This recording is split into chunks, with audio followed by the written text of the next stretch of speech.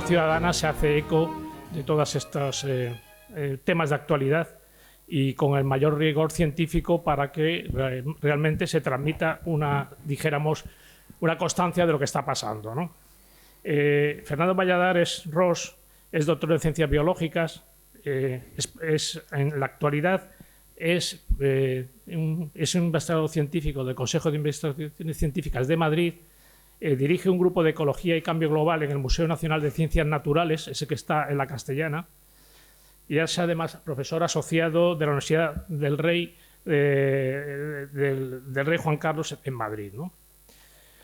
Bueno, tiene muchísimas publicaciones internacionales, más de 400 publicaciones internacionales, ha impartido muchísimas conferencias y además es un experto mundial en investigaciones sobre los impactos de la actividad humana en los ecosistemas terrestres. Es probablemente de lo que nos hablará. Trabaja en esto hace más de 30 años y aparte verán ustedes que es un gran divulgador, está muy implicado en todo este tema. Yo creo que desde su conciencia social y ecológica, y probablemente es uno de los, dijéramos, un activista, se puede hacer medioambientalista, y que tiene mucha proyección, sobre todo en lo que va a ser la política que dictaminen los futuros gobiernos, ¿no? Hay que destacar en él el rigor, sobre todo el científico, porque ha sido galardonado con uno de los premios más importantes que tenemos de investigación en España, el premio Rey Jaime I de Protección del Medio Ambiente. También tiene un premio de la Fundación BBVA de la Conservación de la Biodiversidad y es premio también Luis Balaguer de la categoría de ecosistemas, ¿no? Entre otras cosas, nos ha comentado hoy que también ha recibido recientemente un premio en Reina Sofía sobre, dijéramos, la investigación optimista moderada. ¿Puede ser así? Algo así. Algo así. Entonces, eso significa que su tono es muy optimista. Además, es un deportista extremo, como lo verán ustedes, en todas sus facetas. Y creo que va a ser una charla muy amena y además muy instructiva. Entonces, cuando quieras, Fernando, pues empezamos. Muy bien. Muchas gracias. Muchas gracias por venir. Bueno, buenas tardes. Gracias por estar aquí, que nos concedéis lo más valioso que tenéis, que es vuestro tiempo. Gracias a, bueno, pues Pedro, Carlos, por la acogida, Tribuna Ciudadana, esta oportunidad de conocer Oviedo un poco más y de traer mensajes y de ayudar a la reflexión en un tema que veréis que es importante. Empezaremos con algunas cuestiones un poco tremendas, porque el diagnóstico no es muy bueno, pero veréis que no me voy a quedar ahí. No va a ser solamente la parte de «oh cielos, qué horror», pero indudablemente esa parte es importante. No sé si podríamos quitar alguna luz de aquí y quizá ponerlas en el fondo de las... para la grabación, claro. Bueno, el caso es que tenemos ahora mismo del orden de 1 millón de especies contra las cuerdas. Es la mayor extinción generada por una única especie, sería la 6ª extinción en lo que va a la historia de la humanidad y la historia de la vida en la Tierra. Y en esa capa fina que rodea el planeta, en la cual se da la vida, que se conoce como biosfera, ya no predomina la vida. A lo mejor hay que cambiarle nombre a la capa, porque la biosfera está dominada por material generado por el ser humano. Es lo que llamamos antropomasa, como contraposición a la biomasa. La antropomasa ya pesa más que la biomasa en la biosfera. Por ejemplo, plásticos, 8 gigatoneladas frente a todos los animales sumados que no pasan de 4 gigatoneladas, la mitad. O todos los edificios e infraestructuras, 1.100 gigatoneladas, que es bastante más que todas las plantas y árboles del mundo sumadas. Esto, si lo representamos gráficamente, es el peso de todo lo artificial, cementos, ladrillos, vidrios, plásticos, ya pesan más que todos los organismos vivos del planeta. Y esto se ha cruzado precisamente en el año de la pandemia del confinamiento, en el 2020. Un trabajo de la CHAM y colaboradores calculan que, bueno, veis ahí la evolución de la antropomasa, de la masa creada por humanos, que es un crecimiento exponencial, que se cruza con un ligero decrecimiento de la biomasa que apenas se aprecia porque en esta escala de toneladas, pues prácticamente no se ve que la biomasa cae un poquito. Pero bueno, prácticamente estable, pero lo que ha crecido exponencialmente es la antropomasa. Aproximadamente en el 2020 se cruza la una con la otra y desde entonces pues os podéis imaginar que va creciendo a un ritmo muy marcado. Dentro de esta biosfera hay otras esferas, como por ejemplo la tecnosfera. La tecnosfera es toda esa colección de cosas que el ser humano aparentemente necesita y que tiene que ver con la tecnología. La tecnosfera es también sorprendente en cuanto a la cantidad, y si la dispusiéramos de forma regular en toda la superficie terrestre, es como si pusiéramos 50 kilos de tecnosfera por metro cuadrado. Está distribuida de forma muy desigual, pero cuando se dice que tenemos 30 trillones de toneladas de tecnosfera, uno no sabe lo que son 30 trillones de toneladas, pero si las repartiéramos uniformemente por toda la Tierra, corresponden a 50 kilos, o sea, prácticamente lo que peso yo en cada metro cuadrado del planeta. Es mucho, ¿no? Como dicen Nystrom y colaboradores, hemos convertido lo que es un planeta vivo en un sistema masivo de producción, lo cual puede tener su gracia, pero tiene desde luego efectos colaterales que mencionaremos, ¿no? Por ejemplo, nadie se ha propuesto calentar la atmósfera, pero la verdad es que lo hemos hecho, y lo hemos hecho a lo grande, y las consecuencias de esas las estamos viendo todos los días en la prensa. Cada poco salen récords absolutos. Aquí recordar el año pasado, en el verano, los pobres canadienses a casi 50 grados centígrados, a más de 50 grados de latitud norte, en una latitud en la que esas temperaturas nunca se habían visto y tenían que dejar abiertos los supermercados y los centros comerciales porque nadie tenía aire acondicionado en esas latitudes en Canadá. Las inundaciones del verano pasado, tremendas, que ya habían sido anticipadas por los científicos, que decían que uno de los efectos esperables del cambio climático al calentar la atmósfera se pone mucho más en juego grandes cantidades de agua. Una atmósfera caliente puede almacenar mucho más vapor de agua. Cuando hay un evento de precipitación, cae más agua. Y este tipo de cosas se programan en el espacio, se hacen mapas, y se veía que Alemania, el centro de Europa, era uno de esos sitios donde iban a ir aumentando. Así que esas inundaciones que vimos el año pasado, que también se dieron en otros sitios como en China, entran dentro del síndrome de cosas que uno puede esperar del cambio climático. Este mismo año, en India, Pakistán, temperaturas letales. Temperaturas de 45-50 grados, por encima de los 50 grados, con un detalle, porque claro, la gente de Andújar está acostumbrada a 45 grados. En Andújar, además, hay una larga adaptación de miles de años de vivir con esas temperaturas, y se van a dormir la siesta y desaparecen durante horas, ¿no? Pero ¿cuál es la diferencia entre Andújar y la India? La humedad relativa. Andújar es seco, que quiere decir que tu sudor sirve, tu transpiración regula, pero con con una alta humedad atmosférica, tu sudor no sirve para nada. Con una humedad, para que os hagáis una idea, con una humedad relativa del 100%, que es muy difícil de alcanzar, pero para poner ese ejemplo, a 35 grados nos morimos sentados, no hay que hacer nada, simplemente te mueres. Tardas un ratito, pero te mueres, porque necesitas poder disipar el calor, y el calor se disipa transpirando, y cuando la atmósfera es muy húmeda, por encima de 35 grados, se acabó. Y la India ha estado con humedades del orden del 70-80% a temperaturas de 40-45 grados, es decir, temperaturas que ya son letales para el ser humano. Para que os hagáis una idea, el ejército norteamericano, cuando hay temperaturas con alto nivel de humedad por encima de los 38 grados, no se hace nada, no hacen nada, no salen del cuartel, ¿no? Y hace poco, no sé si recordaréis, en la prensa se hizo eco de una gran anomalía en los dos polos simultáneamente, Polo Norte y la Antártida. Anomalías de entre 30 y 40 grados por encima de la temperatura normal. Seguía siendo bajo cero, pero mientras en la Antártida tocaba que hicieran menos 70, estaban a menos 20, menos 25. ¿No? Y estas anomalías térmicas, que duraron del orden de una semana, en el caso de la Antártida, fueron suficientes para desprender una plataforma de hielo de 1.200 kilómetros cuadrados que se llevaba una década más o menos monitorizando, y que os podéis imaginar que todo ese hielo puesto en circulación pues contribuye al aumento del nivel del mar, algo que no nos suele venir bien.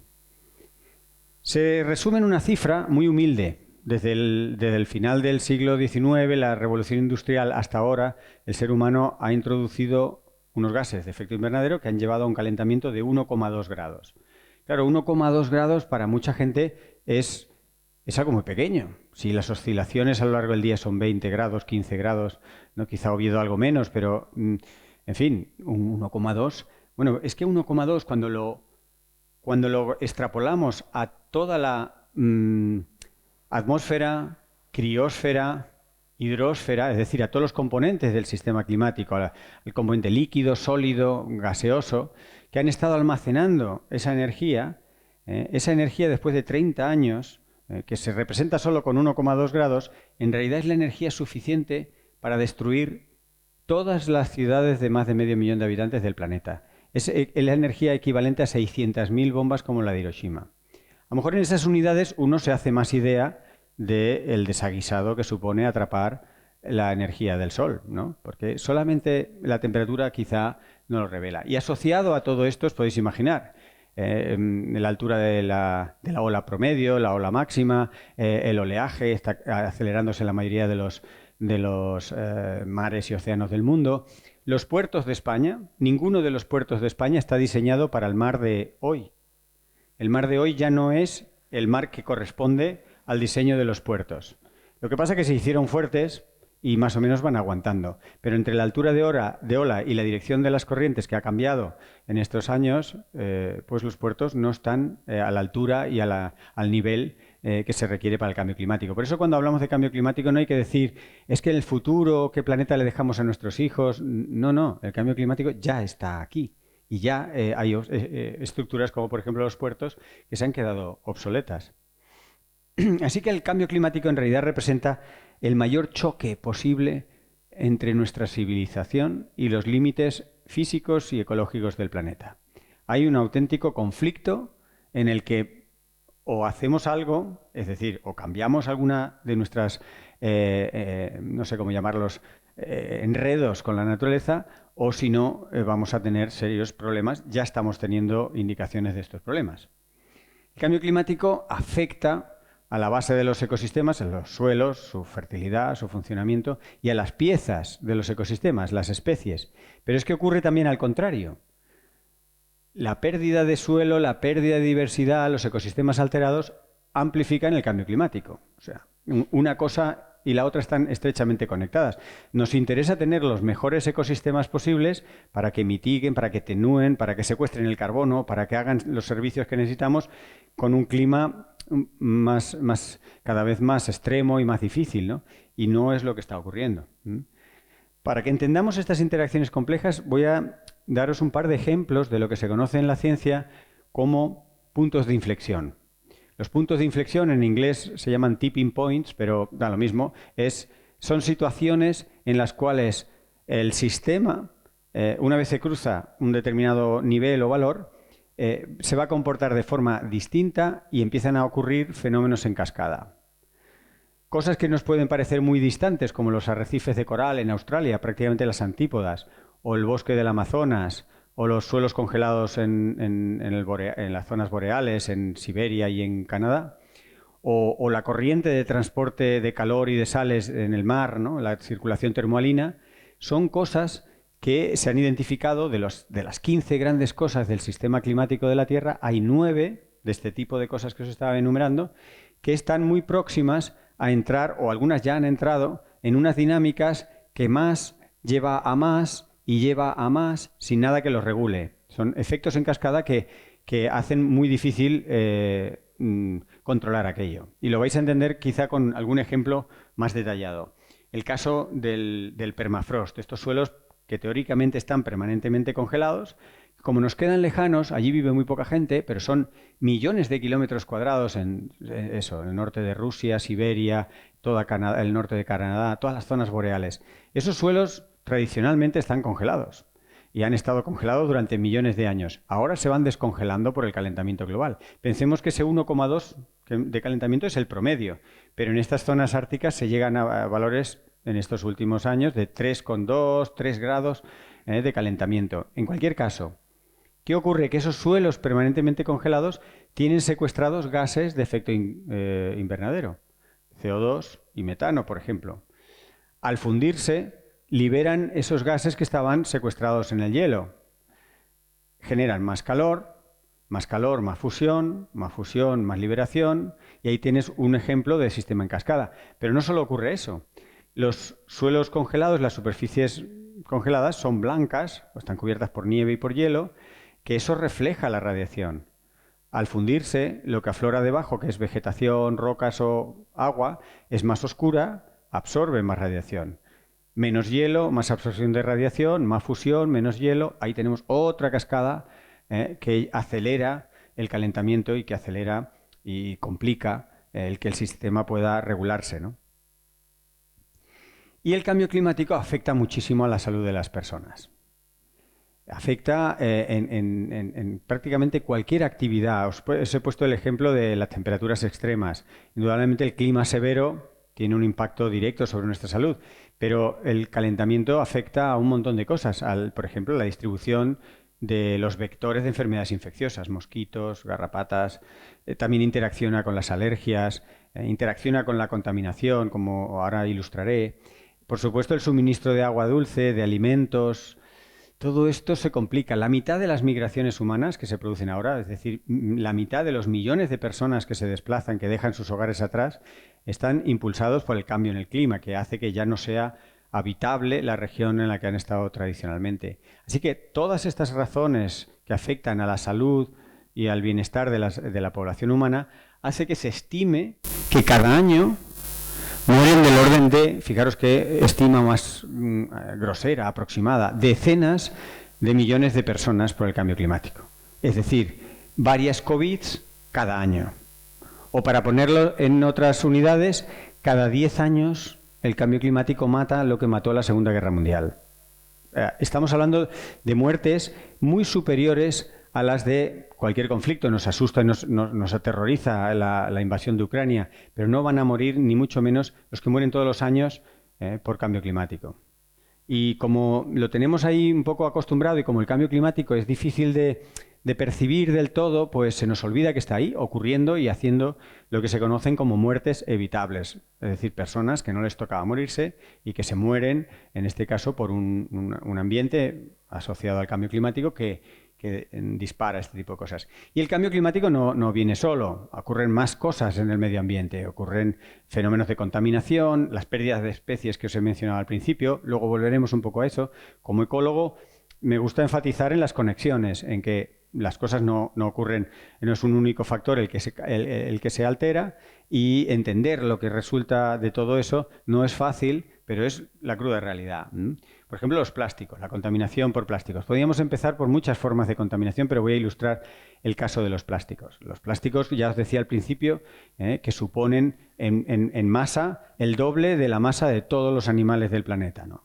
Hemos llenado el planeta de plásticos. Hay plásticos en las fosas abisales, en la Antártida, en el Sáhara, en el Himalaya. Hay plástico en la atmósfera y hay plástico en todas nuestras vísceras. Todas nuestras vísceras, hace 6 o 7 años se empezaron a detectar en los intestinos, pero ya están en todas nuestras vísceras. Y además, los 6 tipos principales de plásticos. Todos nosotros tenemos 6 tipos de plásticos en todas nuestras vísceras. Al principio se decía, bueno, el plástico es inerte, no pasa nada. Bueno, ahora se ha visto que es asentamiento de inflamaciones, irritaciones, algunas veces que pueden dar lugar a tumores que no son nada benignos.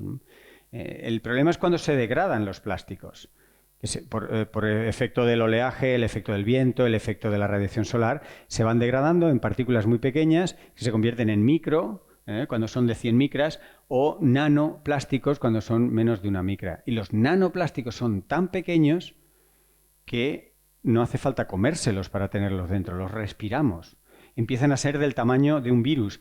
Incluso hay artículos recientes que empiezan a mostrar que tienen un efecto en el balance radiativo del planeta. O sea, afectan al clima del planeta los plásticos que están en suspensión durante semanas o meses y actúan un poco como las nubes. En parte reflejan una parte de la radiación, en parte secuestran la radiación de onda larga, el infrarrojo. Así que todavía no es algo que tiene un efecto muy pequeño, pero va creciendo y cada vez entenderemos mejor, pero sabemos ya que afectan al clima, los plásticos que hemos puesto involuntariamente en suspensión a escala planetaria. Pero lo que os decía de las partículas pequeñas. Sabemos mucho de unas partículas que se llaman PM2,5, que es un indicador de contaminación en las ciudades. Son partículas muy pequeñitas que penetran directamente, pues como pasa con los virus, ¿no? Que los podemos inhalar y entran por el bulbo olfativo directamente, pueden entrar al torrente sanguíneo y llegar al cerebro,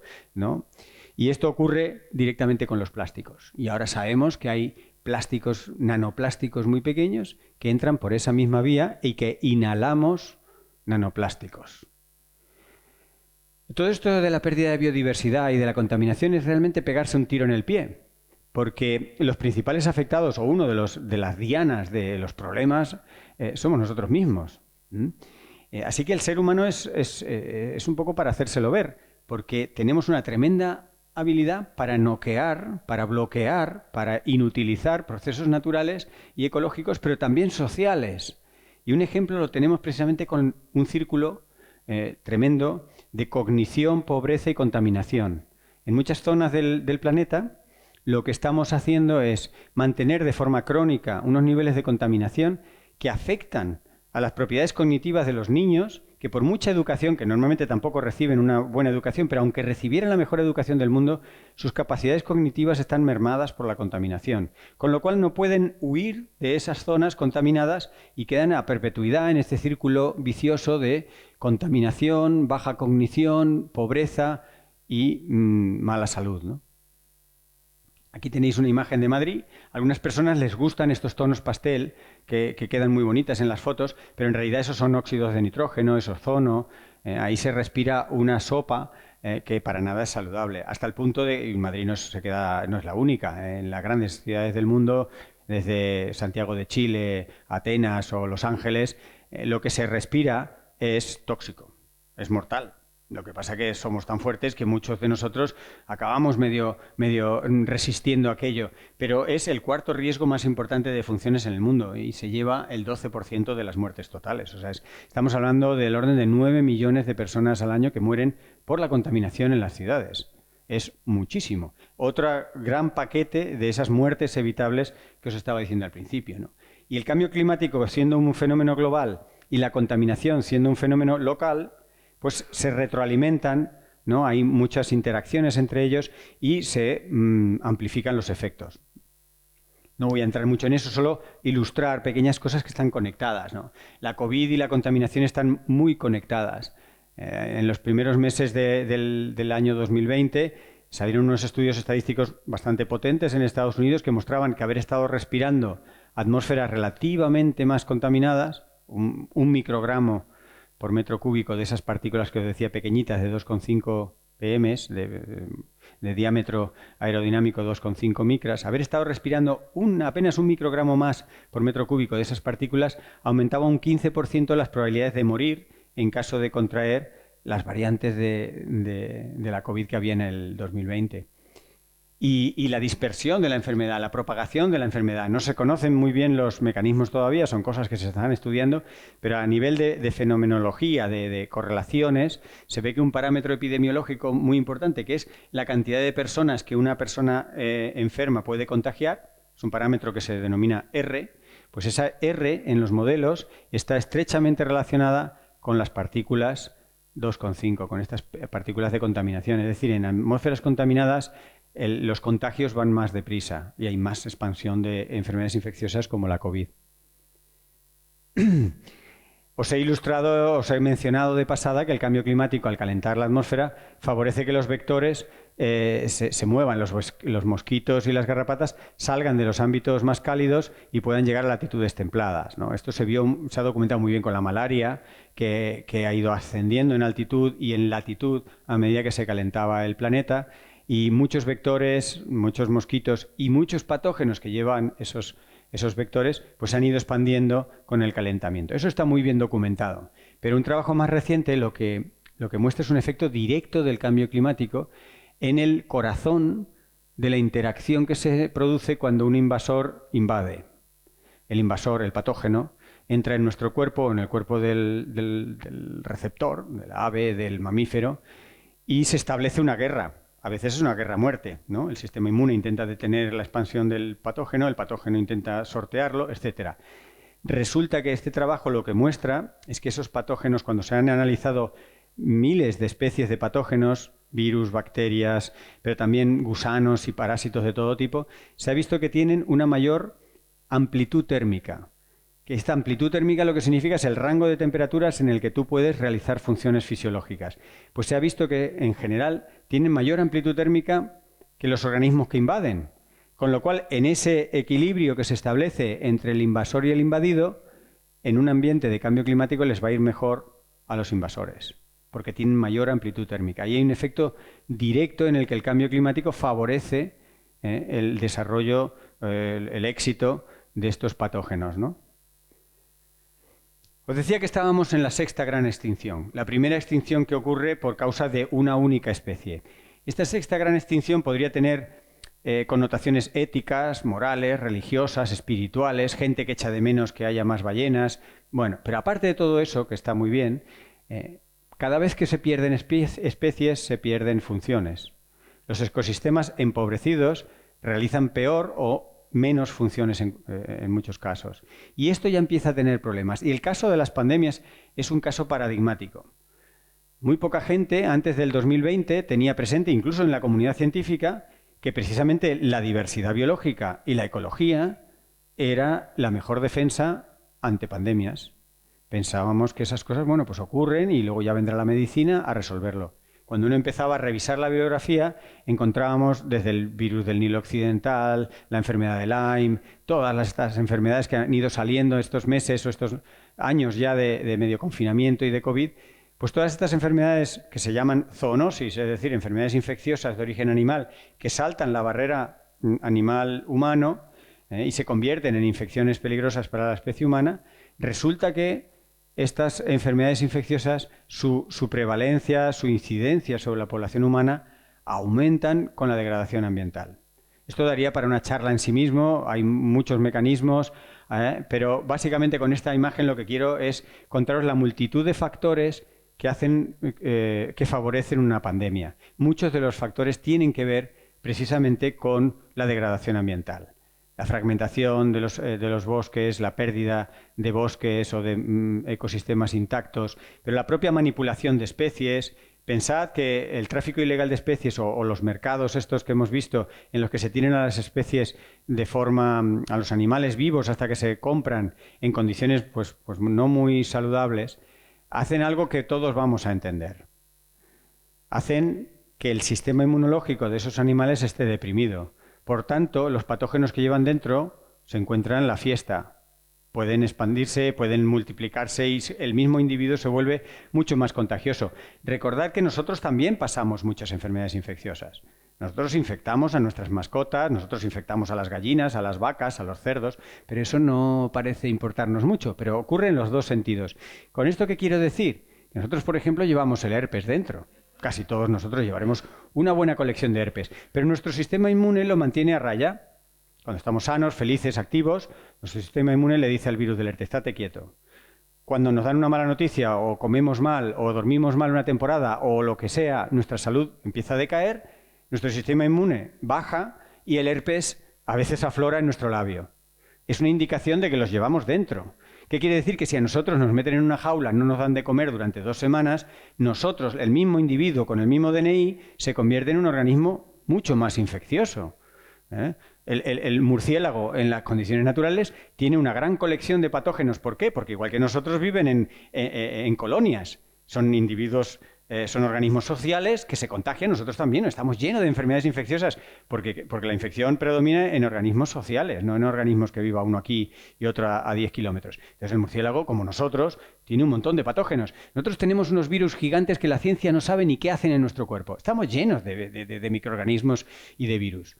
Pero hay un equilibrio, igual que hay un equilibrio en la naturaleza, hay un equilibrio dentro de los organismos. Cuando ese organismo está maltratado, el sistema inmune baja, inmediatamente suben la carga de los virus y bacterias. Y en la misma persona, Pedro, Juan, Fernando o Gloria, se vuelven infecciosos. Nos volveríamos nosotros también infecciosos. Así que hay un montón de cosas. Y por si no tuviéramos suficientes argumentos para recelar y desaconsejar las macrogranjas, que contaminan el acuífero, que contaminan el medio ambiente, que no dan trabajo y que generan un montón de problemas ambientales, encima son un tremendo experimento evolutivo. ¿Por qué? Porque una de las defensas que ocurren en la naturaleza, que es la diversidad biológica a escala más fina, la diversidad genética dentro de una especie, en las macrogranjas apenas existe, son todos primos hermanos. Cuando un patógeno salta a los cordones sanitarios, hombre, se ponen cordones sanitarios, indudablemente en esas macrogranjas, pero eventualmente algún patógeno logra encontrar cómo sortear ese cordón sanitario. Y se encuentra cuantas vacas queráis, o cerdos, o aves, todos genéticamente próximos, donde se puede amplificar y ensayar y jugar evolutivamente. Son experimentos, son auténticas bombas de relojería evolutivas, y por eso surgen brotes de gripe aviar o de gripe porcina, y poco nos pasa, por así decirlo, ¿no? Entonces, las macrogranjas es un ejemplo de algo industrial en la que el ser humano se desprotege al eliminar muchas barreras naturales que ocurren en una naturaleza bien conservada. Como decía, el cambio climático no viene solo, no solo ocurre con contaminación, sino es que tenemos una gran avidez por algunos recursos, en especial no solo los combustibles fósiles, que generaban esos problemitas en la atmósfera, sino con el agua. El agua es un gran problema y llevamos miles de años robándonos el agua. Hay 3 formas de robar agua. Una de las formas es el clásico de extraer el agua del subsuelo. Como lo tengo debajo de los pies, hago un pozo, saco ese agua. Oye, ni tan mal. Claro, si tú sacas agua aquí, aguas abajo ya no habrá agua. Esa conciencia no la terminamos de tener, y el resultado de sacar agua de forma desproporcionada, alocada e ilegal a escala planetaria ha hecho que le cambiemos el eje de inclinación al planeta.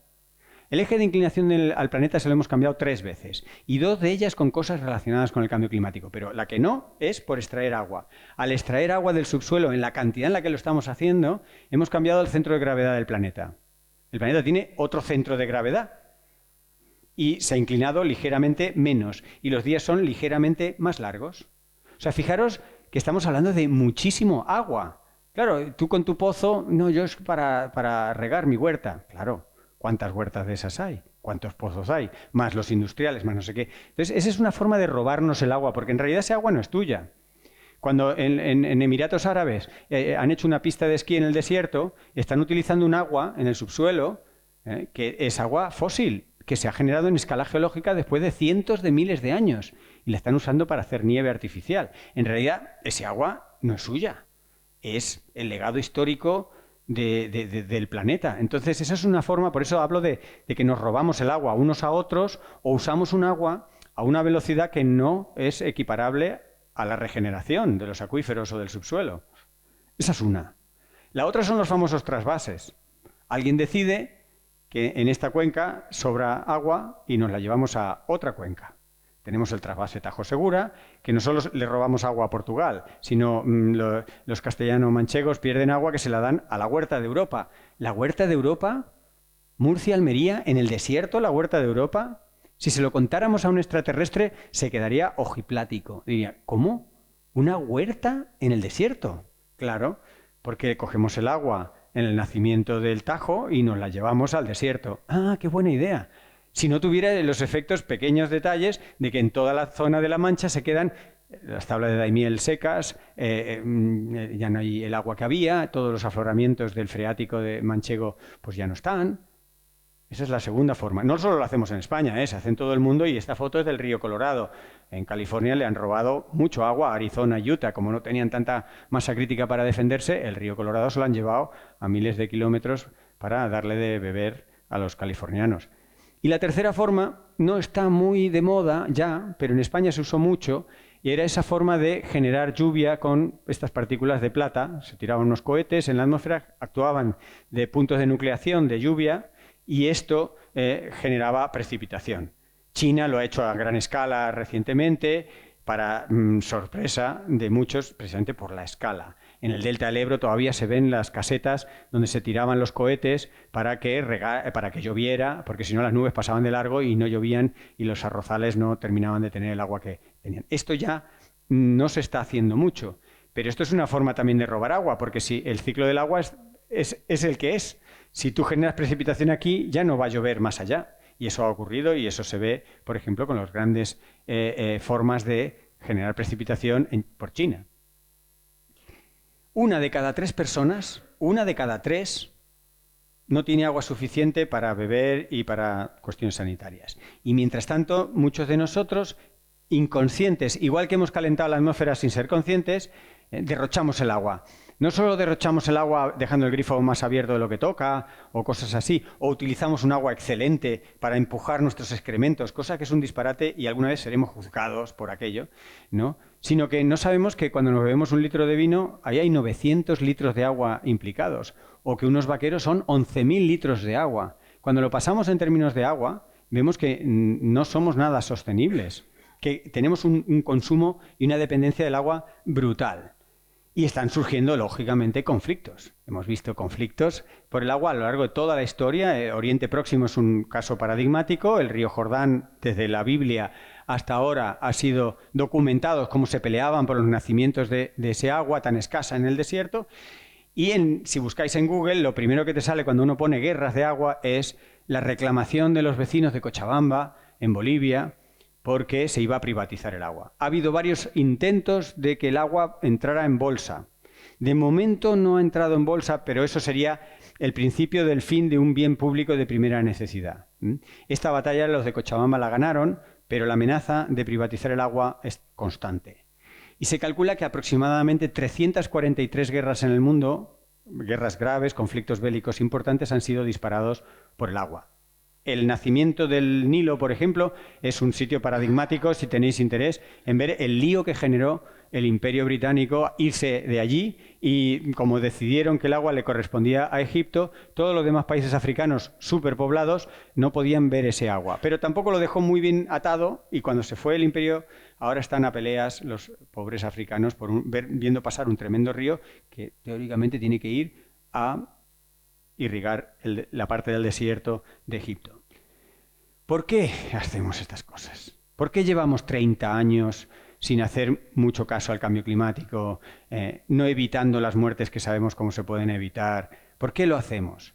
La pregunta es un poco retórica y es realmente a lo que me dedico ya en los últimos años. Después de estar investigando muchos de los efectos y demás, pues estoy haciéndome esta pregunta delante de la gente y ver si entre todos encontramos piezas de este puzzle de por qué no hacemos más. No es fácil, ¿no? Una de las razones por las que no tenemos fácil hacer cosas es por la hipocresía organizada. La hipocresía organizada es fundamental para una especie social.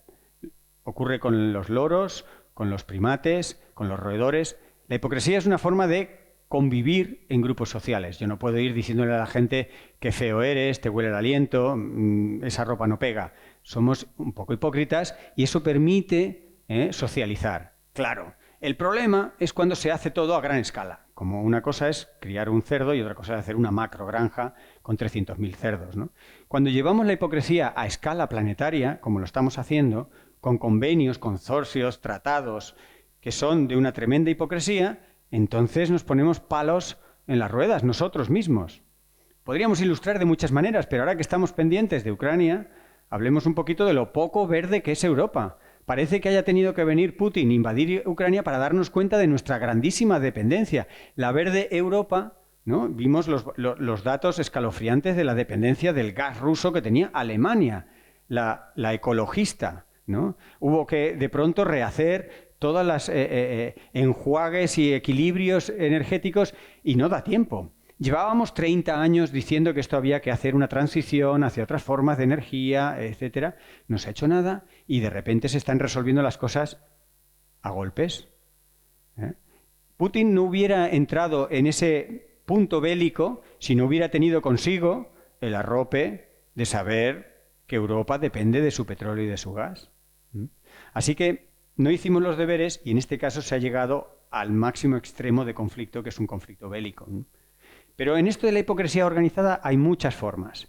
El carbón es la forma más contaminante de generar energía dentro de los combustibles fósiles y por eso la industria del carbón, y en Asturias lo sabéis bien, pues ha sido de las primeras cosas a desmantelar para ir derivando a otras formas de combustibles fósiles, eventualmente incluso descartar los combustibles fósiles, pero hay que transicionar y abandonar el carbón.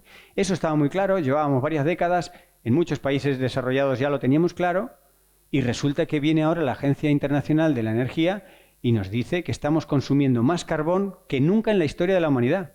Hoy, ahora. Esto es otro ejercicio extraño, ¿no? Países como la madre de IKEA, Suecia, el adalid de sostenibilidad. Todos parece que son no solo altos, guapos y rubios, sino muy sostenibles. Y resulta que su propia constitución, su propio marco jurídico, tuvo que, después de que lo revisaran Bowles y Hoodman el año pasado, darse cuenta de que no pueden cumplir el Acuerdo de París. Han firmado el Acuerdo de París para reducir emisiones, pero su marco legislativo no lo permite. No hay concordancia, ni se habían dado mucha cuenta. Parece que no les debe importar demasiado. No sé qué pasa ahí, pero es otro ejemplo de hipocresía. Y el caso de Suecia no es un caso aislado. Quiero decir que esto, si lo hace Suecia, que es un país comprometido, transparente y demás, que no pasará en muchos otros países, ¿no? Y por supuesto tenemos la hipocresía bancaria. Las entidades financieras son las mayores hipócritas. En primer lugar, ya se les está empezando a ver el juego, pero durante muchos años han estado financiando actividades sucias, contaminantes, destructivas, y se salían un poco de la cosa de decir, oye, yo presto el dinero y vosotros haced con el dinero lo que sea. Claro, muchos grupos ambientalistas empezaron a decirle, pero si prestaras ese dinero para un proyecto de pederastia, no te irías de rositas. Lo estás prestando para un proyecto que contamina, pierde especies y tal, pues tendríamos que tener líneas rojas en el medio ambiente igual, equivalentes, y no las tenemos. Las entidades financieras están rápidamente transformándose hacia lo verde, pero todavía arrastran grandes trampas. Nadie les pidió que se unieran en una alianza para el cero neto. ¿Qué es esto del cero neto? Algunos lo habréis oído hablar. Es la idea de llegar para el 2050 con emisiones cero netas. Quiere decir que las emisiones que se hagan se compensan con lo que los ecosistemas, los sistemas naturales pueden captar, ¿no? Para llegar a eso hay que ir reduciendo mucho las emisiones, ¿no?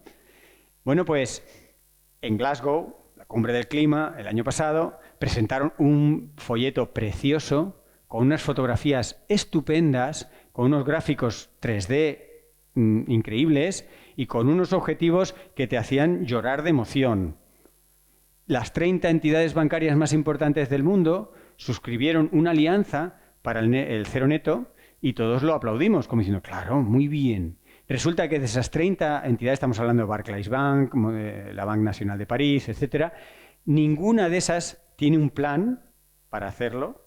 Simplemente firmaron aquella alianza y ya está. 10 de ellas muestran alguna posibilidad de cambiar algo, pero las 30 han sido, digamos, documentadas en lobbies para detener las negociaciones internacionales para alcanzar el cero neto. Es decir, firman esas alianzas, quedan estupendamente, pero sin embargo, donde trabajan activamente es en lobbies para que se vaya más despacio en la transición hacia las cero netas.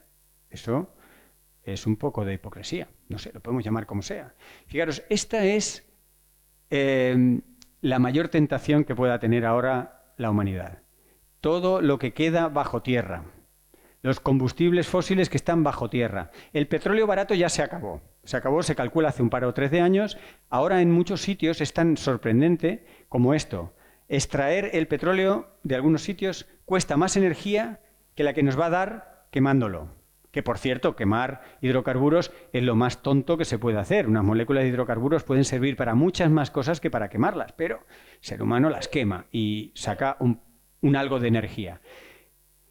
Como digo, el petróleo ya no es tan rentable como era hace 70 años, que pinchabas en algunos sitios y salía a borbotones. Ahora hay que irlo a sacar y la energía que cuesta en muchos sitios no compensa. Pero se sigue haciendo, ¿por qué? Porque hay subvenciones, porque hay intereses y porque siempre está papá Estado en algunos sitios ayudando a que aquello, en fin, salga rentable, ¿no? Es como si uno monta un restaurante y el ayuntamiento te paga la materia prima. Hombre, bueno, pues es fácil que ese restaurante pues dé beneficios, pero no funcionamos así con un restaurante, porque funcionamos así con el petróleo.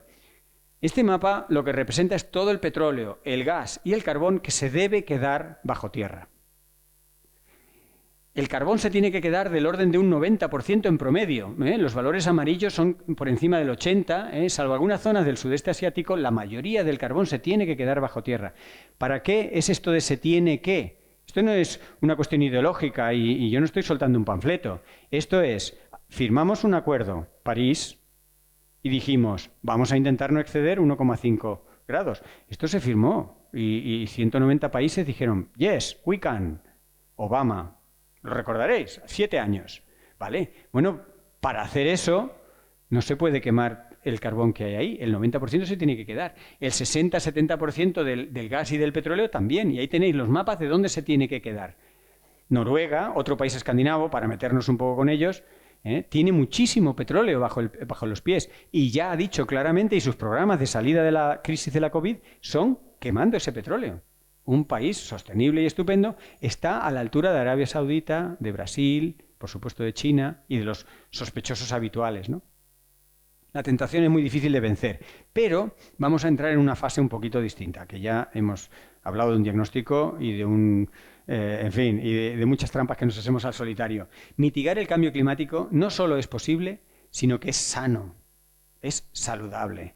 Mirad, en este artículo que se publicó en la revista The Lancet del año pasado, Hamilton y colaboradores lo que calculan es la cantidad de gente que dejaría de morir de aquí al 2040 por cumplir el Acuerdo de París, que por otro lado es lo que hemos firmado. O sea, no es pedir cosas nuevas, es decir, vamos a cumplir lo que hemos dicho. Pues si cumplimos lo que hemos dicho, 6,4 millones de personas dejarían de morir por cosas relacionadas con el sistema alimentario y la dieta, 2 millones de personas por cambios en la movilidad, que serían más activos y menos sedentarios, y 1,6 por cambios en la contaminación atmosférica, que harían que murieran en total del orden de 10 millones menos de personas. O sea, como casi 2 pandemias o pandemia y pico, que nos ahorraríamos de aquí al 2040 solo por cumplir lo que hemos dicho que queríamos hacer. Y la rentabilidad. Podríamos poner un montón de informes, de documentos que todos dan del orden de 2 o 3 ceros de beneficios por cada euro que se mete en la naturaleza. La naturaleza es la inversión más rentable con mucha diferencia. Y no lo digo yo, que me encanta la naturaleza y que puedo tener un sesgo. Lo dicen en Davos, el World Economic Forum, el Foro Económico Mundial, cuando analizan en unos informes que además lo pueden entender cualquiera. No hace falta ser economista para entender esos informes. Hacen gráficos de colores, los simplifican mucho. ¿Y ellos qué están mirando? Están mirando la rentabilidad a largo plazo. La naturaleza, el único detalle que tiene es que la rentabilidad la da a largo plazo. No es compatible con la economía del pelotazo, ¿vale? Pero todos los informes demuestran la alta rentabilidad. Este informe en concreto que he puesto aquí, el informe Waldron, dice, ¿y si conservamos el doble de lo que está conservado en la Tierra? Está conservado aproximadamente un 15%. ¿Y si conservamos el 30% de la superficie de la Tierra? ¿Cuánto costaría? Mucho. Son las barras azules. Ahí simulan 6 escenarios frente a la situación actual. Las barritas azules son los millones de dólares al año que costaría duplicar los espacios protegidos. Pero las barritas marrones y naranjas o amarillas y medio naranjas muestran los ingresos y los beneficios. Y luego en gris se ponen los efectos multiplicativos del turismo. O sea que claro que es rentable. La inversión se recupera, no inmediatamente, es muy rentable. Y por seguir un poco en esta línea, no solo es factible, es saludable, sino algunas piezas de buenas noticias. Hay bastantes en la bibliografía. Es verdad que predominan las malas, pero hay muchas buenas noticias que merecen ponerlas sobre la mesa para decir, hagamos cosas que tenemos posibilidades y lo pasaremos bien. Porque fijaros, este trabajo que os voy a mostrar ahora lo que dice es lo sorprendentemente escasa que es la energía que necesitamos. Necesitamos muy poca energía. En este trabajo encontraban, cada uno de los 2 mapas tiene un pequeño grafiquito abajo a la izquierda que muestra cómo aumenta el bienestar a medida que tenemos más energía. El bienestar lo midieron con 9 indicadores estándares, y a medida que tienes más energía, partiendo de la extrema pobreza de gente que no tiene nada de energía a su alrededor, ni para una bombilla, hasta a medida que vas aumentando la disponibilidad eléctrica, aumenta tu bienestar. Pero esas curvas, como veis, llega un momento que se saturan muy rápido y por mucha más energía que tengan, aumenta tu bienestar. La sorpresa para los autores, para Jackson y colaboradores, es que se alcanza ese valor globalmente en torno a valores de 75 gigajulios por persona y año. Claro, 75 gigajulios. ¿Y eso qué es? ¿Mucho o poco? Bueno, pues eso es la mitad de lo que ya estamos gastando cada europeo, lo que tenemos cada español, perdón, porque los europeos es 3 veces. ¿Qué quiere decir? Que la energía que tenemos ahora o que usamos ahora cada español es el doble de la que necesitamos para ser sanos y felices, para tener 8 de los 9 indicadores o indicadores de bienestar.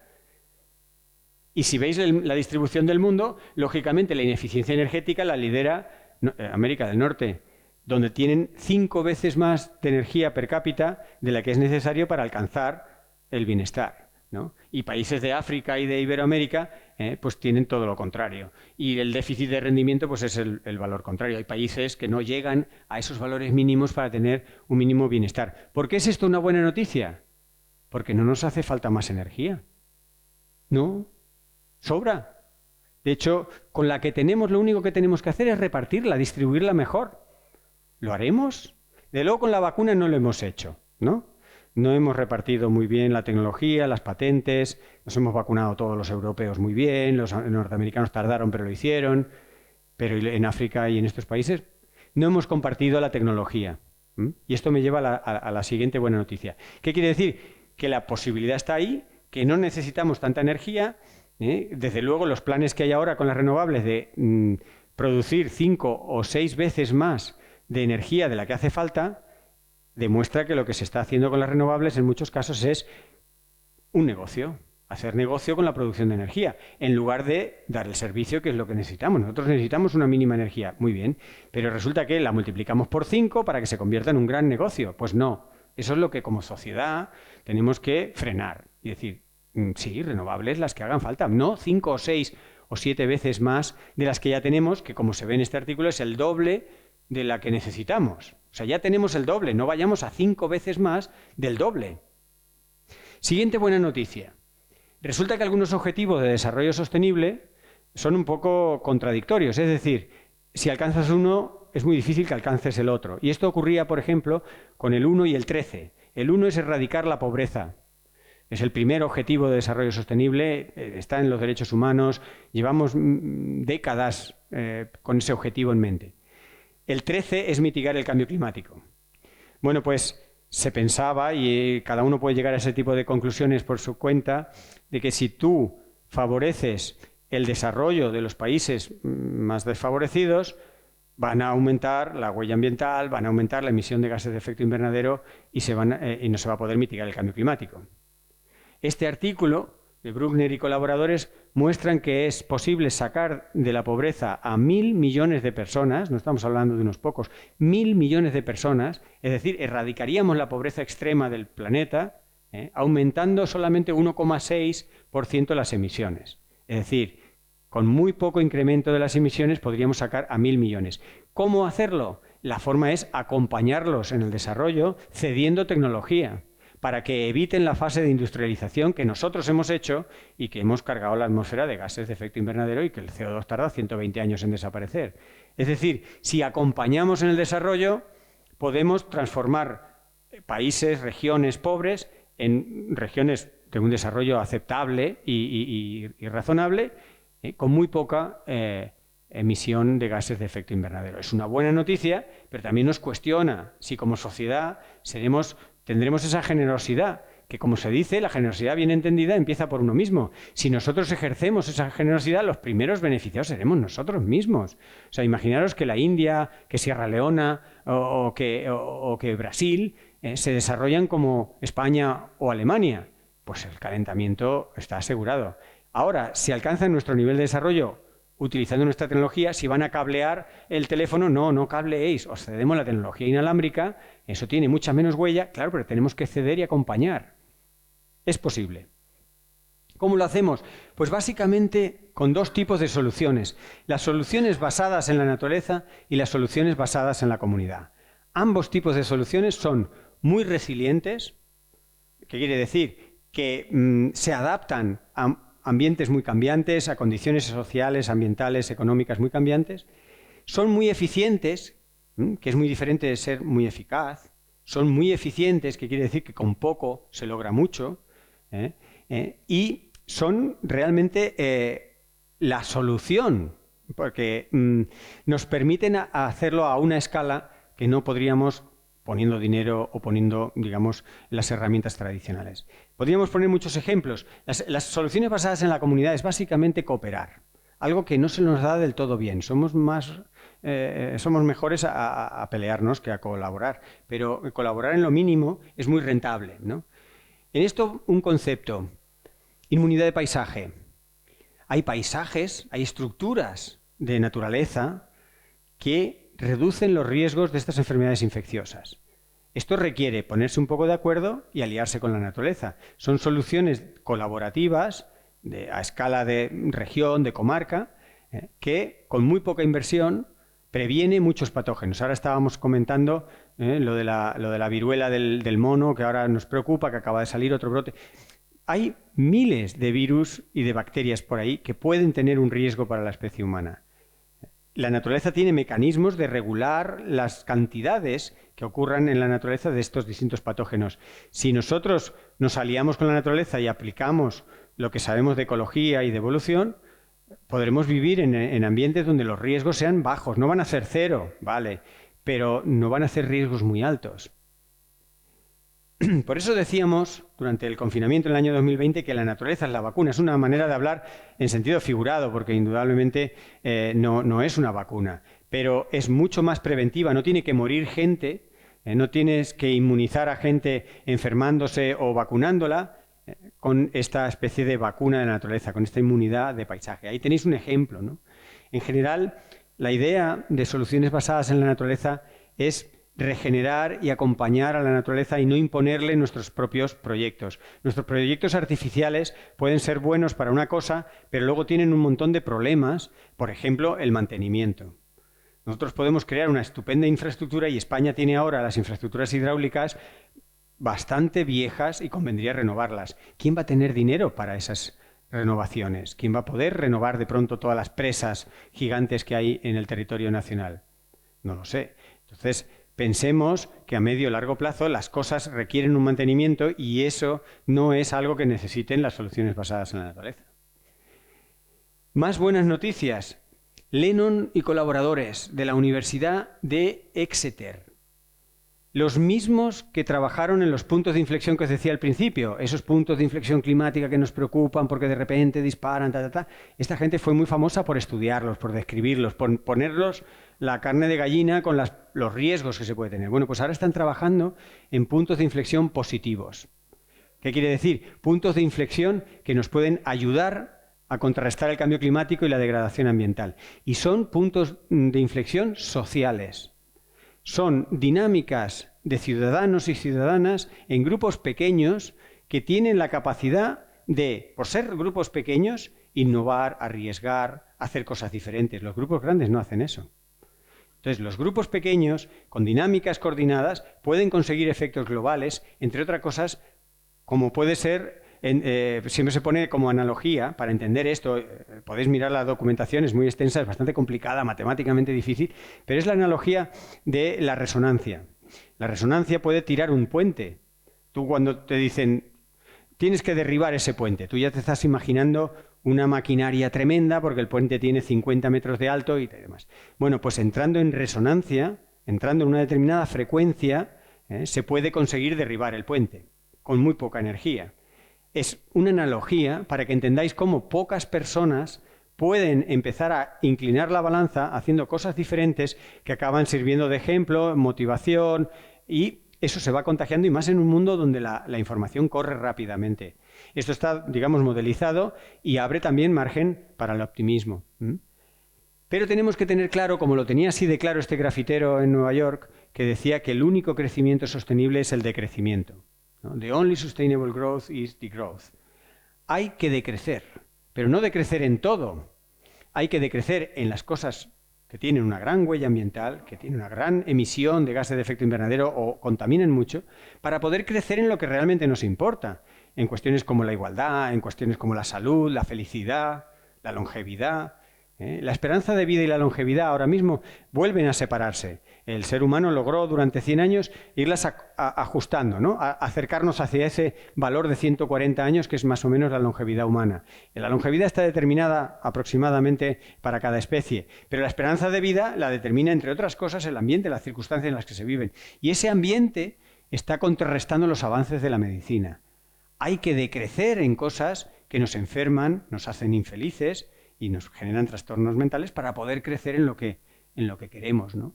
Así que hay brotes de esperanza. Por ejemplo, la misma COVID, con todo lo tremenda que ha sido, ha permitido una mayor sensibilidad en la población, al vernos vulnerables, al entender cómo depende nuestra salud del medio ambiente, para para tomar medidas, en este caso con el cambio climático. Un estudio reveló que en promedio en el mundo, del orden de un 50% de las personas están más proclives a tomar medidas para el cambio climático después de haber experimentado la COVID. En algunos países como Brasil o la India los valores suben al 60% y en otros países como Alemania o Rusia no suben tanto. Pero en general la sociedad, el mundo, la civilización es ahora más consciente de su vulnerabilidad y está, digamos, dispuesta a tomar medidas incómodas. Mascarillas. Las mascarillas es una gran incomodidad que entendimos que eran importantes. Y la lista de cosas que podemos hacer, más o menos la conocemos todos y ahora somos un poco más proclives a eso. Así que le estamos abonando el terreno a políticos valientes. Y la propia acción ciudadana puede cambiar cosas. Podríamos listar muchos ejemplos en los que los ciudadanos y ciudadanas en el mundo han ido cambiando cosas, ¿no? Tenemos la Convención Ciudadana por el Clima en Francia, que ha cambiado un 8% de la legislación, Irlanda y la legalización del aborto, Bélgica con 500 días sin gobierno, 500 días sin gobierno y los ciudadanos funcionando. Me recuerda el concierto de Año Nuevo, cuando se retira el director y aquello sigue sonando los valses del concierto, ¿no? Bélgica, 500 días sin gobierno y tan ricamente. Canadá cambió la ley electoral en varios estados por asambleas ciudadanas. Australia, el jurado popular detiene la importación de combustible nuclear. Claro que se pueden hacer cosas. Razones para el optimismo, el ingrediente fundamental es nosotros, es la gente.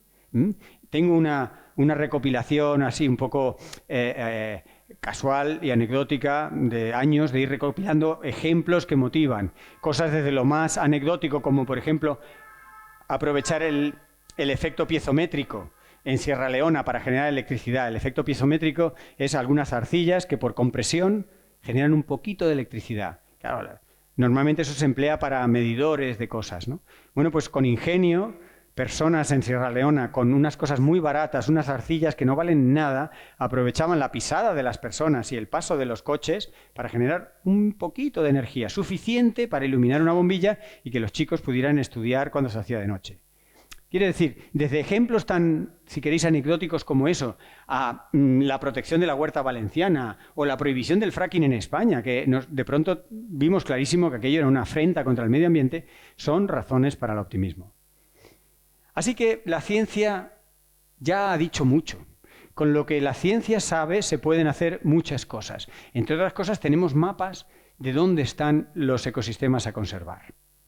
Aproximadamente las cuentas son, nos queda media Tierra. Tenemos media Tierra, aproximadamente un 55% de la Tierra en buen estado. Un 45% de la Tierra está muy artificializada y no funciona por sí mismo sin una fuerte intervención. Sabemos dónde es. Sabemos qué es lo que hay que hacer y la buena noticia es que si lo gestionamos bien, esa media mitad que queda es suficiente para las dos mitades. Y lo dejo por aquí. Muchas gracias.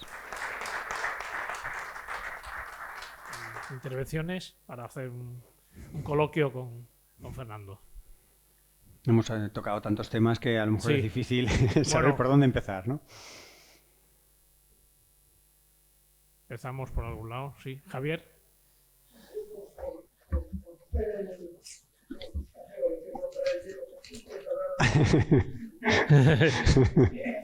Pero bueno, a ver, has empezado con un pesimista,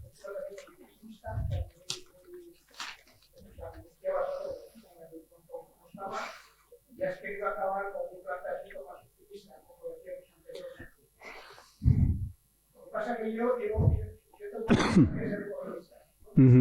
Y de trabajar un poco con las instituciones, entender un poquito la realidad. Cómo operan las instituciones. Entonces, yo no encuentro demasiados motivos para ser pesimista en relación con este planteamiento. Los objetivos, yo creo que, tal y como están planteados, tal y como los has dicho, individualmente, ¿quién diría que no a una cosa de esto? Pero el tema está en que el agregado de todos ellos, lo que nos está diciendo, la experiencia de los pasado, en todos estos años, desde que está anunciado efectivamente, somos conscientes todos de que efectivamente el cambio climático existe. Eso ha hecho que la gente deje de instalar acuíferos, eso hace la gente se mueva en avión, por ejemplo, o de mover recursos de unos territorios hasta otros, a nosotros con huella de carbono. Como muy bien has dicho, el planteamiento es, dices, el problema de todo eso de la ecología es que estamos hablando de largo plazo y la política es de corto plazo. Claro. Por lo tanto, en la medida que los políticos quieren ganar elecciones,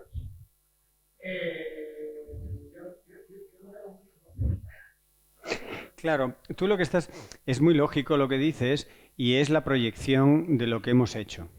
Yo lo que estoy planteando es un escenario diferente, que el ser humano por primera vez aplique lo que sabe. Esto no ha ocurrido nunca. O sea, estaríamos haciendo historia. El ser humano es reactivo. Cuando hay un batacazo, se pone de pie como pueda los que han sobrevivido al batacazo. Eso es la historia de la humanidad. Y somos tan buenos haciéndolo que lo fiamos todo a eso. El ser humano ha pasado por escollos demográficos tremendos a lo largo de la historia de la especie. El ser humano ha tenido colapsos civilizatorios tremendos. Hay toda una ciencia que se llama colapsología, que funciona muy bien para el pasado y que lo que hace es analizar las causas que llevaron a los colapsos de distintas civilizaciones. Y es una herramienta numérica, estadística muy potente que acompaña la historia y que muchas de las razones son ambientales. Los grandes colapsos civilizatorios son ambientales, es un fallo de los suministros y un colapso que luego socialmente pues, se amplificó y llevó a los colapsos. Muy interesante. Cuando la colapsología se proyecta hacia el futuro, empiezan los problemas. O te sale una serie distópica como esta que hay en Filming, creo que se llama así, Colapso, que es distópica, está hecho en una cámara con un plano de estos continuo, te pone angustiado totalmente y te va hablando del colapso, ¿no? O si no, salen unas proyecciones, en fin, apocalípticas. Tal. Bien, lo que yo estoy comentando son posibilidades matemáticas de que todavía podamos hacer cosas. Cuando se dice, estamos a tiempo, si es que es la típica pregunta. Llevo 30 años contestando a la pregunta, ¿estamos a tiempo? Claro que estamos a tiempo. Siempre estamos a tiempo. Pero como es una dinámica exponencial, cada vez hay que hacer más cosas en menos tiempo. Un minuto ahora equivale a una hora hace unos 2 o 3 años, equivale a una semana hace una década y equivale a varios meses al principio del problema. Un minuto. ¿Qué quiere decir? Que ahora tenemos un minuto para hacer lo que antes podríamos haber hecho en 3 meses. Entonces, claro que estamos a tiempo, pero para coger el tren del Acuerdo de París tenemos que ya correr, porque el tren ya partió hace 7 años. Entonces, tu proyección es con la que yo me levanto algunas mañanas, cuando no estoy muy optimista, corriendo o tomando colacao, se me quita. Pero es verdad que tú te levantas de la cama y dices, lo más normal que pase es lo que ha pasado siempre. Pero cuando me tomo el colacao y me cargo de optimismo, digo, oye, pero a lo mejor hacemos algo diferente. ¿Por qué no? Y entonces uno empieza a ver ejemplos de cosas puntuales que han cambiado cosas. Y lo que yo deseo es no tener que llegar a cataclismos, colapsos, rebeliones, guerras, que las estamos viendo delante de nuestros ojos. Lo que pasa es que las vemos como filtradas por el telediario, o por Salsa Rosa, o por lo que sea, y no lo terminamos de ver cerca. Con Ucrania ya está un poco más cerca que otras guerras, y decimos, vamos a seguir. Pero yo quiero creer que la sociedad va a actuar de forma más preventiva. Por ejemplo, con las propias enfermedades, no solo España, no solo Madrid, hace hospitales ante un problema sanitario. Pero un hospital, recordemos que es para gente enferma. Y yo aquí de las cosas que estaba hablando es evitar que la gente enferme. Entonces, ¿realmente va a ser un objetivo evitar que la gente enferme? Yo lo dejo como una pregunta abierta. O sea, eso es un modelo de civilización.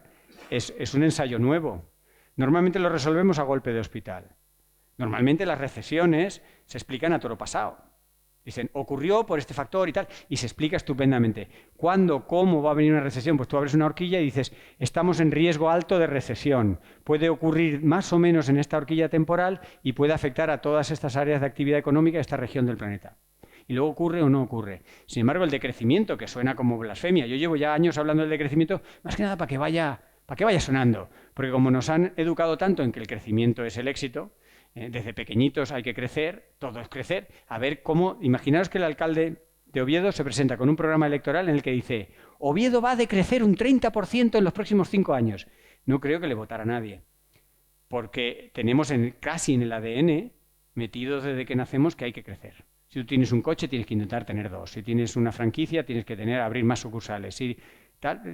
Entonces, ir pensando en el decrecimiento como una alternativa a la recesión.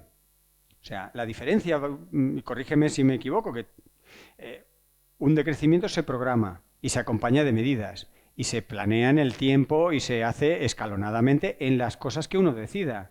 Y puedes ir mitigando o atenuando o anticipándote a efectos que ya sabes que van a ocurrir por la cadena de suministros o por, en fin, desacoples.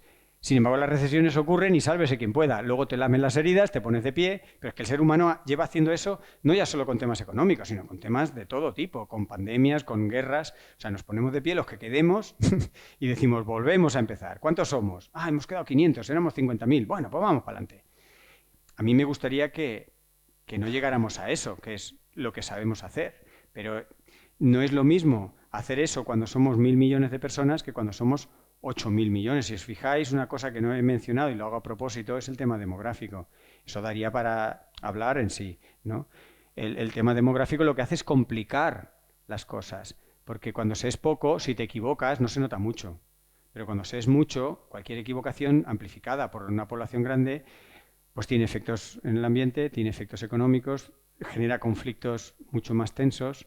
Entonces ahora nos podemos permitir muchas menos equivocaciones que nos permitíamos hace un siglo o hace 1000 años, porque somos muchos. Quiere decir que va a tener un coste en vidas humanas, cualquier equivocación ambiental mucho mayor de las que tenía antes esa misma equivocación. Entonces yo quiero jugar a escenarios y es matemáticamente posible el que hablo, pero tu realidad es inapelable. A ver, Pedro. Bueno, yo me he quedado con la última imagen, la que decías que teníamos el 50%, no sé si era de los sistemas ecológicos o de que podía usarse para regenerar a la otra mitad. Para mantenernos todos. Con media, es como si un avión pierde un motor y con el otro puede seguir volando. Esa imagen se veía donde no hay opción posible, que claramente es el mundo desarrollado. De América, de Europa, claro. Quizá el norte de África y el Asia. Lo demás, entonces, pueden hacer acciones. Esa idea que implica también, por ejemplo, cambios de población. Claro. Una cosa crucial que necesitamos como el agua, pero literalmente como el agua porque está disparada por el agua, es un cambio en la normativa de las fronteras. Tenemos que facilitar los movimientos de la población. La población no se distribuye en función de la disponibilidad de recursos. Y una vez más, cuando éramos pocos, ahora que somos tantos, tenemos que redistribuirnos y tenemos que facilitar las redistribuciones que ya están ocurriendo. Las 12 grandes fronteras asimétricas en el mundo, tenemos una en Ceuta, en Melilla, está Corea del Norte, Corea del Sur, está Norteamérica y México, hay así hasta 12, ¿no?, en el mundo, son fronteras que solo se van a poder mantener un X tiempo, depende de la demografía que esté empujando en el lado desfavorecido. Eso llega a un momento que es insostenible.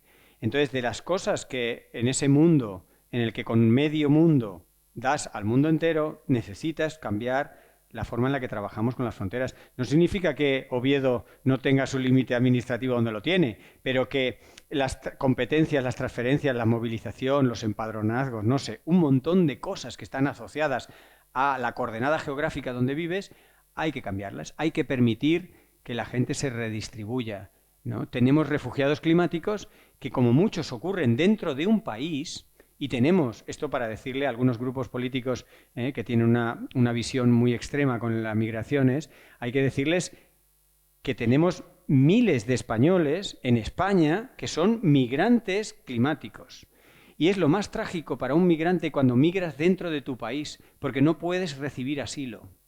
Cuando tú migras a otro país puedes recibir asilo. Cuando te migras dentro de tu país no tienes asilo. Es lo que le ha pasado a muchos pueblos en Bangladesh, en toda esta zona del Golfo de Bengala, que migraban dentro de su país. No había forma de darles asilo.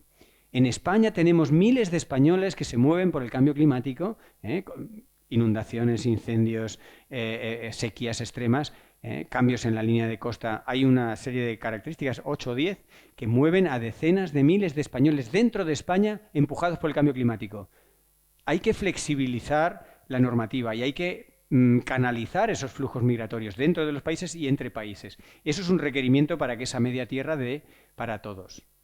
O sea, estamos hablando de cosas difíciles. Yo no estoy diciendo que sea fácil. Son tremendos desafíos. Pero a mí me gusta como un juego de mesa. Estamos en la fase teórica. Estamos aquí hablando en una sala con aire acondicionado. Un planteamiento social diferente y distribución de la riqueza y de la equidad, que no es fácil. La igualdad. En este sistema. Otro tema. Matemáticamente se puede demostrar que las sociedades más igualitarias no es que a ti te puedan gustar porque tú eres de esa opción política, es que son más estables, es que son más resilientes ante avatares económicos, pero también ante avatares ambientales. Y eso se demuestra en un simple modelo matemático de estabilidad.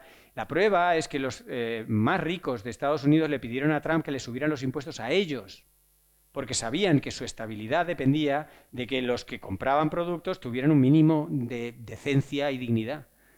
Entonces, hay muchos cambios en el proceso.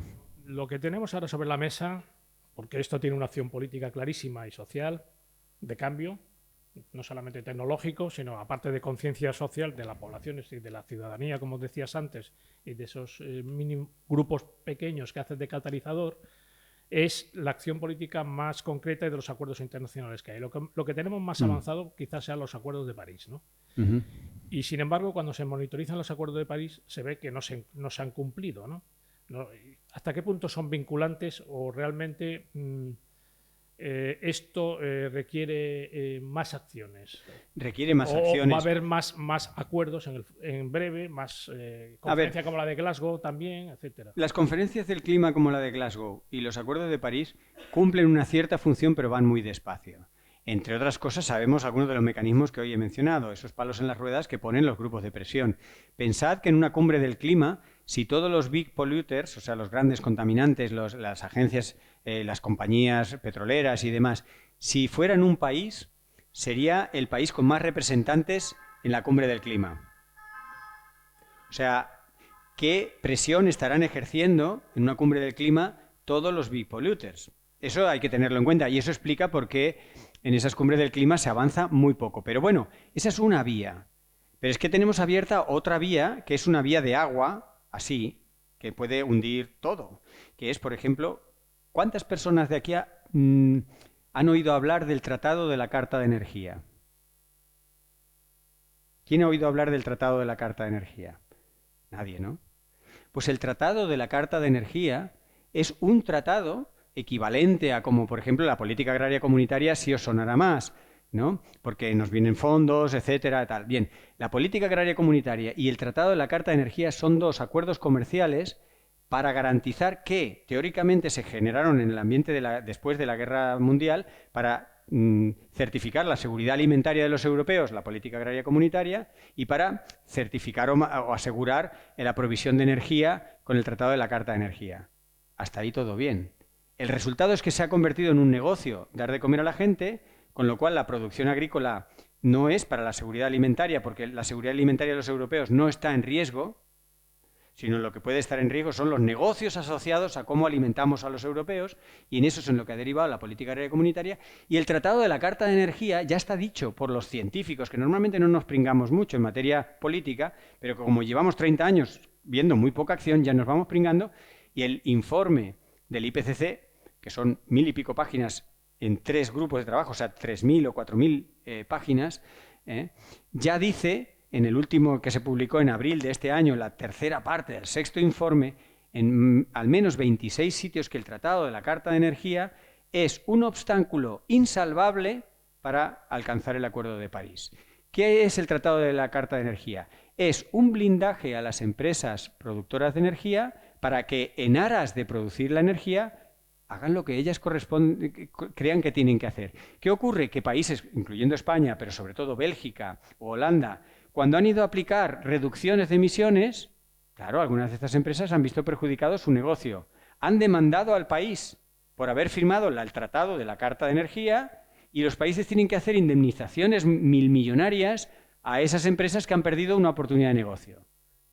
es blindar una forma de producir energía que en algún momento pudo tener su lógica, pero que ahora lo que nos condena es a no poder reducir fácticamente las emisiones. Y en esta semana se está revisando por enésima vez el Tratado de la Carta de Energía y se está viendo qué países lo firman. Y parece que lo van a seguir firmando muchos países y España está como en la cuerda floja. Todos sabemos que no lo tenemos que firmar. La propia Teresa Rivera lo confiesa, pero hay unas presiones tremendas, hay un legado histórico, hay unos compromisos y acuerdos bajo la mesa o medio en la mesa o no se sabe qué, que al final a España, sabiendo que no lo tenemos que firmar, lo acabaremos firmando. Y eso es un compromiso, es como si tú le dices al que te da la hipoteca, te la voy a pagar al doble, y lo firmas. Dice, no, hombre, no me firmes eso. O sea, en un momento de transición ecológica, lo que menos puedes hacer es blindar a las compañías energéticas. Oye, que funcionen con las leyes del mercado y si alguna quiebra, lo siento mucho, estamos en un momento delicadito. Y si tu megavatio hora no te cunde, dedícate a otro negocio. Que las energías rentables son oportunidad de negocio mayor que esto. Que es a donde están transicionando y nos están generando nuevos problemas ambientales. Lo que hay es que cambiar que esto del medio ambiente o de los bienes básicos no debe ser un negocio y no por una cuestión ideológica, sino por una cuestión matemática, física, de sostenibilidad numérica. No sé. Sí, igual me paso de la raya. Fran, vamos a ver. Da la impresión de que en todo esto ya es una idea o una especie de revoltijo, ¿no? Porque el profesor Barralés en los años 70 ya hablaba de que había que dividir un poco entre la ecología y el ecologismo, el activismo y la actividad. Parece que cuando se nos dice lo del cambio climático, de las tecnológicas, cambio climático, podemos decir, cambio climático acelerado, que es lo que hay ahora, las personas aquí preguntamos, ¿qué se nos vende? Se nos vende sostenibilidad del 100%, una palabra bonita, eso es. biologismo, pero ¿qué ellos están vendiendo? Porque yo pongo un yogur y yo les dice, esto es sostenible. Claro. Es sostenible. Claro. Sujetable si es un sujetador. Quiero decirte que nos están vendiendo todas esas cosas. Yo me acuerdo en los años 70 de la Adrian Verde, que de los próximos 10.000 años era muy positivista diciendo que vamos hacia el vamos. Claro. Y que, bueno, por otro lado están las teorías de Gea o Gaia, el cielo y la tierra. La tierra, sí. Ese equilibrio que hay. A pesar de este catastrofismo que estamos vendiendo o que estamos viviendo, porque nos sube un grado o no sé qué, está constatado, detrás de esto hay una cierta desconfianza a que qué se nos quiere vender y si es esa hipocresía que tú has hablado, que es muy evidente. España a lo mejor contamina y no cumple y compra a un Estado que no compra, que realmente compra derechos de emisión. Pues estamos jugando un juego, aquí estamos jugando. Claro. A que nos presente la chica está suelta por otro lado, científicamente se lo ve. A ver, la ciencia nunca será la solución. Nunca. La solución es social. La ciencia lo que pone sobre la mesa es estos números, algunos cálculos, algunos modelos que yo he traído aquí de forma más o menos simplificada y demás. ¿Cómo reducir emisiones? Sabemos cómo hacerlo. ¿Qué significa eso económicamente? Pues hay cálculos. El informe Stern en su día fue muy revolucionario porque valoraba una opción que es no hacer nada. Resulta que no hacer nada no nos lo podemos permitir. ¿Y qué ocurre cuando una cosa no te la puedes permitir? Que pues hay un colapso. O sea, no tenemos dinero para pagar los daños climáticos por no hacer nada. Eso fue lo que hizo el informe Stern hace ya un tiempo. Le puso números a, entre otros escenarios, el escenario de no hacer nada.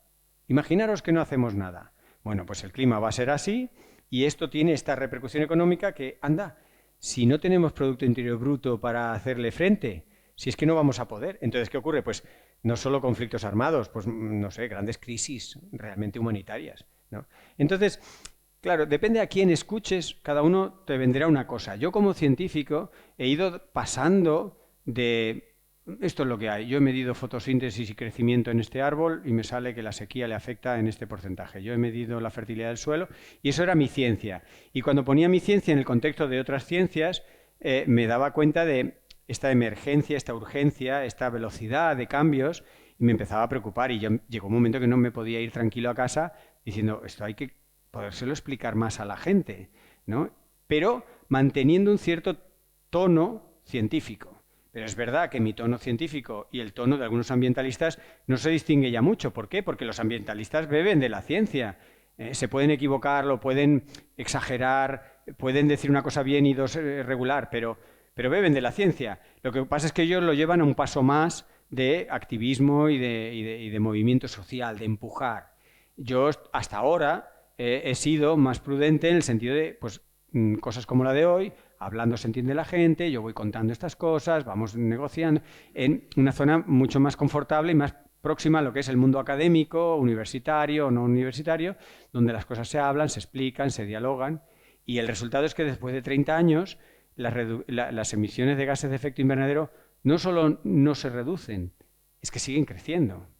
Entonces, pues muchos científicos de 25 países del mundo pensamos, hemos firmado 30.000 personas, pues unos manifiestos diciendo, señores, yo si tengo que hacer un striptease, yo ya no sé qué tengo que hacer. Esto, vamos, o sea, la proyección de esto vamos a 3,3 grados, ¿no? Hay 5 escenarios, el más optimista, el más pesimista, los dos extremos son poco probables, estaremos entre 2 o 3 escenarios en los cuales andamos en 3 y pico de calentamiento. Y con 3 y pico de calentamiento nos habremos pasado también la segunda barrera del Acuerdo de París. La primera era el 1,5, la siguiente era 2 grados, pero ya después de 2 grados es que casi no tenemos fiabilidad matemática física para decir exactamente cómo será el clima, pero no queremos vernos ahí. Lo que tú decías esta mañana, lo poco proactiva que es la especie humana y lo adaptativa que es. Es decir, nosotros nos podemos adaptar a un cuello de botella de casi extinción como en la época de los glaciares. Claro. Y la especie humana se adapta. Claro. Y esta situación pues puede pensar muchísima gente, dice, bueno, entre los efectos secundarios y tal, pues a lo mejor me adapto a lo que pase hasta que veamos ya el fin de la fiesta, ¿no? Eso es. O quemar la fiesta. Claro. Carpe diem. Lo que tú planteas es muy lógico y es verdad que cuando uno no tiene tanto tiempo, yo le dedico muchas horas al día a leer, entender, miro fuentes distintas de tal, pero no puedo pretender que la gente haga lo mismo. La gente tiene que trabajar y tiene otras especialidades y no tiene la capacidad a veces de digerir artículos científicos en inglés, la verdad. Entonces, no podemos...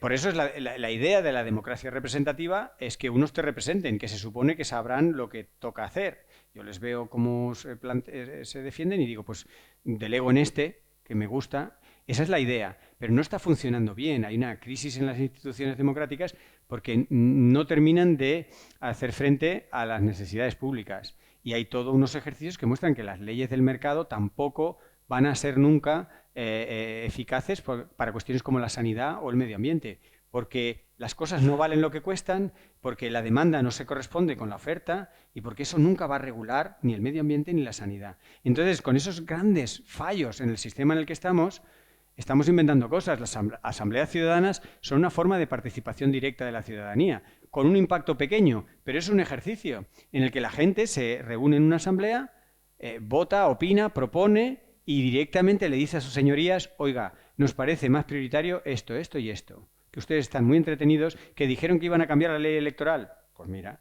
ahí forzaron en Canadá a cambiar la ley electoral. Los políticos estaban diciendo, a ver si la cambiamos, y van pasando como pasa en España.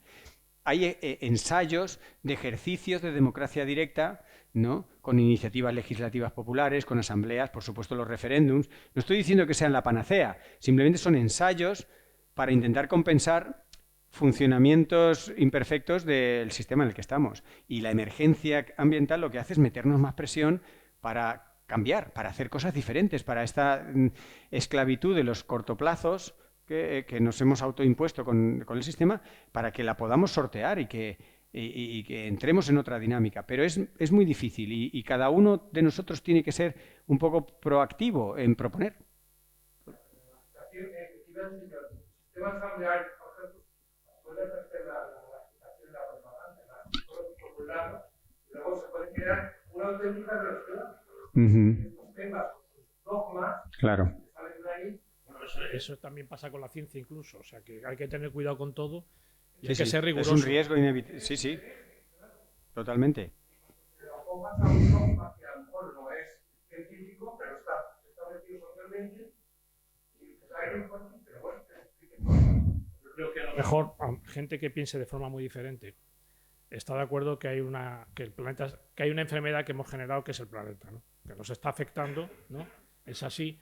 Y entonces temas más ecológicos, sin entrar en ya temas sociales, por ejemplo, lo que tú decías de la pérdida de la diversidad vegetal, ¿no? Cómo la pérdida vegetal condiciona el clima y cómo el clima condiciona también la pérdida Claro. de la diversidad vegetal. Y si hubiera que hacer una regeneración de esa diversidad, habría que hacerlo vamos a ver, con unos conocimientos muy claros de cómo hay que hacerlo, ¿no? Porque puedes hacerlo de forma que no sea beneficiosa, ¿no? Es decir, tú empiezas a plantar diversidad en ecosistemas que crees que van a regenerar los acuíferos, el clima, etcétera, y eso es un conocimiento. Tenemos esa precisión de conocimiento para hacerlo de forma. Claro que la hay, sí que la hay. Sí hay. Lo que ocurre es que normalmente se choca con intereses económicos, porque normalmente esas cosas no son oportunidades de negocio, sino al revés, suelen reducir los beneficios. Hay un concepto que aquí lo explicarán o lo entenderé luego mucho mejor que yo, que son las externalidades. Muchos de los problemas es que esas externalidades, esas cosas que no se repercuten en el precio del bien o del servicio, son de naturaleza ambiental. Y normalmente si las repercutiéramos, las cosas serían más caras, los negocios serían menos rentables y muchas actividades económicas tendrían que quebrar. Entonces, hay que acompañar, si rescatamos alguna de esas actividades que son más sostenibles pero menos rentables, pues habrá que acompañarlas con medidas en fin, de apoyo a esa actividad. Muchas actividades de regeneración, de recuperación, tanto de los acuíferos como de la vegetación, como de los sumideros de carbono, son actividades que el balance, sobre todo en el corto plazo, es negativo, económicamente. Pero digamos que podrían ir apuntalando un futuro más sostenible. En esas transiciones a veces hay que pensar en fondos de inversión a largo plazo, y que se aguanten esas inversiones hasta que empiecen a generar dividendos, ¿no? Y no estamos acostumbrados a esa dinámica. Yo digo, la misma naturaleza nos está sorprendiendo. Yo no sé si lo sabía. Las islas estas de plástico que hay, que se están colonizando, por los organismos, y eso se está naturalizando. Claro. De alguna manera ya es, la teoría Cabaña o Gea, de que la misma tierra, como entidad o organismo, se regula y se controla.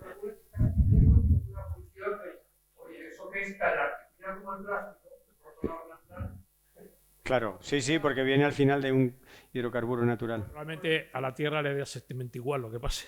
El asunto de todo esto es que en la ecuación, como nos descuidemos, el que sobra somos nosotros. O sea, no hay mayor devastación y destrucción de la naturaleza que hacer un experimento nuclear como los que se hicieron en el Pacífico, en los atolones, ¿no? En Bikini, las Marshall, etcétera, ¿no? Aquello se destrozó para experimentar cómo se podían hacer las bombas más destructivas y tal. Bueno, luego 30 años después hubo el convenio para prohibirlo, pero en esos 30 años, sobre todo los primeros 5 de los 30 años, se hicieron unos grandes experimentos nucleares que devastaron todo aquello. Bien, por un lado marcaron radioactivamente el planeta. O sea, hay una huella de la intensidad de radioisótopos que se pusieron en juego, sobre todo en el hemisferio norte. Pero, ¿qué ocurre? Cosas muy parecidas a lo que estás diciendo. Cuando uno va a esos atolones, en Bikini hay de los mayores niveles de diversidad biológica. Hay peces, cangrejos, con una productividad tremenda. Ahora, sigue siendo terreno vetado para la especie humana. Los niveles de radioactividad siguen siendo letales para la especie humana. Entonces, lo que era un experimento nuclear bélico se ha convertido en un experimento evolutivo de cómo los organismos pueden lidiar y vivir y reproducirse con esos niveles de radioactividad. Se ha convertido un experimento de muerte, se ha convertido en un experimento de vida. ¿Cómo es posible la vida en esas condiciones? Ahora, nuestra vida no cabe. Los indígenas los nativos que han querido volver han contraído enfermedades, leucemias, o sea, se han tenido que volver a retirar. Los niveles, no solo medidos, sino percibidos a nivel de salud, siguen siendo letales. O sea, nosotros somos los que sobramos. El plástico nos envenena a nosotros, pero hay organismos que los acaban utilizando. Un vertido de petróleo se lo comen las bacterias y tan ricamente, ¿no? Pero nosotros no comemos petróleo. ¿Qué quiere decir? Que con esta artificialización del territorio, al final nos vamos dejando menos margen para nosotros mismos. Cuando mis hijos me hacen bromas con lo de salvar el planeta, que me toman mucho el pelo, papá, ya vas a salvar el planeta y no sé qué, yo digo, y todos hablamos de salvar el planeta, en realidad no es cuestión de salvar el planeta, es salvarnos a nosotros de nosotros mismos. El planeta, hagamos lo que hagamos, va a seguir, geológicamente, y muchas formas de vida van a seguir también. Virus, bacterias, gusanos de todo tipo, seguro que hay. Y esas son las, de alguna manera, buenas noticias. ¿Por qué? Porque si nos aliamos a eso, si vamos en esa corriente de apoyarnos en esa capacidad que tiene la naturaleza, en el confinamiento vimos las especies salirse de sus sitios, explorar los caminos, recuperar vegetación en muy poco tiempo. Entonces, son también razones para el optimismo. Claro que tiene mucho músculo la naturaleza. Por eso es bueno aliarse a ella. No solo a la larga es rentable, es que funciona.